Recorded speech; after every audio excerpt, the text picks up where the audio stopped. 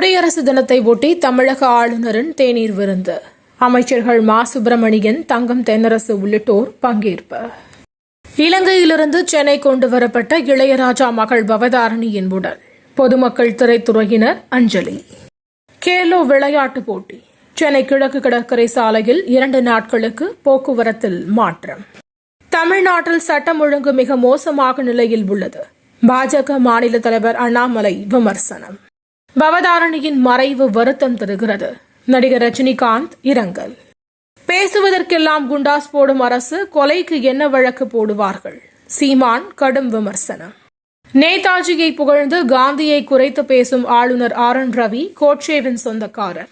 திமுக MP Kanimozhi காட்டம். திமுக ஆட்சியில் விலைவாசி உயர்ந்துவிட்டது. EPS குற்றச்சாட்டு. பாஜக மீண்டும் ஆட்சிக்கு வந்தால் அரசமைப்பு சட்டத்தையே தூக்கி எறிந்து விடுவார்கள். விசிக தலைவர் திருமாவளவன் கருத்து. விஜயகாந்திற்கு பத்மபூஷன் விருது காலம் கடந்து கொடுக்கப்பட்டுள்ளது.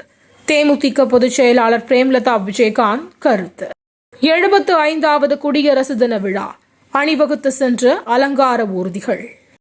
வாகா எல்லையில் தேசிய கொடி இறக்கும் நிகழ்ச்சி கோலாகலம். ஏராளமான மக்கள் கண்டுகளிப்பு.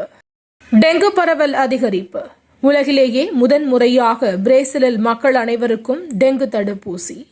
வட தமிழக கடலோர மாவட்டங்களில் லேசான மழைக்கு வாய்ப்பு. வானிலை மையம் தகவல். ஆஸ்திரேலிய ஓபன் டென்னிஸ் போட்டி. அரையிறுதியில் ஜோகோவிச் அதிர்ச்சி தோல்வி. தினந்தோறும் காலை தலைப்புச் செய்திகளை உடனுக்குடன் தெரிந்து கொள்ள வணக்கம் இந்தியா நியூஸுடன் இணைந்திருங்கள்.